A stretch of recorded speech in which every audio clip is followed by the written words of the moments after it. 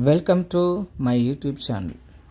இப்போ பார்க்க போகிற வீடியோவை நமக்கு யார் ஸ்பான்சர் பண்ணுறாங்கன்னா பைமோட் மொபைல் அப்ளிகேஷன். நமக்கு தேவையான எல்லா பொருட்களையும் குறைந்த விலையில் வாங்கி பயன்பெறுங்கள். இப்போ இந்த வீடியோவில் எதை பற்றி பார்க்க போகிறோம்னா மியூசிக், இசையை பற்றி தான் பார்க்க போகிறோம். இசைன்னு சொன்னாவே நம்ம மனசுக்கு ஒரு விதமான ஆனந்தம், பெருமை, சந்தோஷம், இப்படி போன பலவிதமான காரணிகள் நம்ம மைண்டுக்குள்ளே ஓடும்.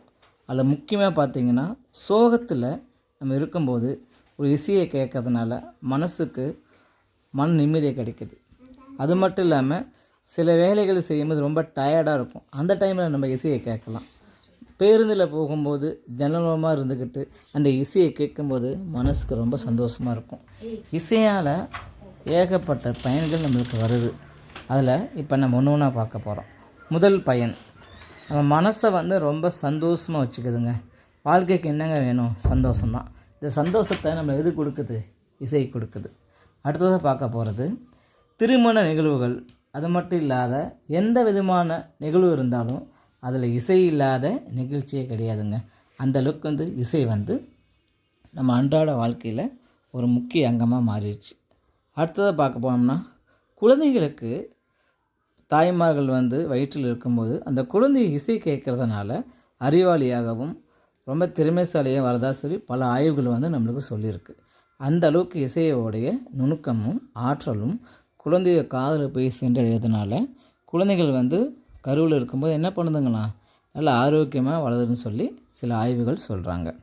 அது மட்டும் இல்லைங்க, நம்ம இப்போ காலையில் பார்ப்போம், எல்லாருமே என்ன பண்ணுவாங்க, உடல் இழக்கிறதுக்கு ஜாக்கிங், வாக்கிங் எல்லாம் ஓடுவாங்க. அவங்க தலையில் பாருங்கள், எல்லாமே என்ன பண்ணியிருப்பாங்க, ஒரு விதமான ஹெட்ஃபோனோ இல்லை மியூசிக்கோ இசையோ கேட்டுக்கிட்டு என்ன பண்ணுவாங்க, அவங்க ஓடிட்டே இருப்பாங்க. அது மட்டும் இல்லைங்க, மன அழுத்தத்தை குறைக்கணுமா, நினைவாற்றலை மேம்படுத்தணுமா, உணர்வுகளை வெளிப்படுத்தணுமா, எல்லாத்துக்குமே இசை தாங்க. இசையை ரசிக்கவும் இசையை ஊக்குவிக்கவும் பல்வேறு விதமான நாடகங்கள்,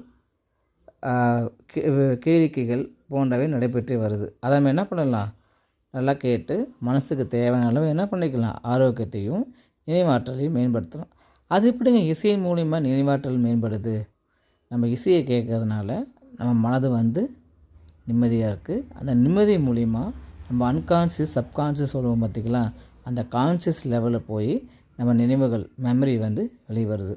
ஸோ இசையினால் இழந்து போன மெமரியும் கொண்டு வரலான்னு சொல்லி சில மருத்துவங்கள், ஆய்வுகள் சொல்லுதுங்க.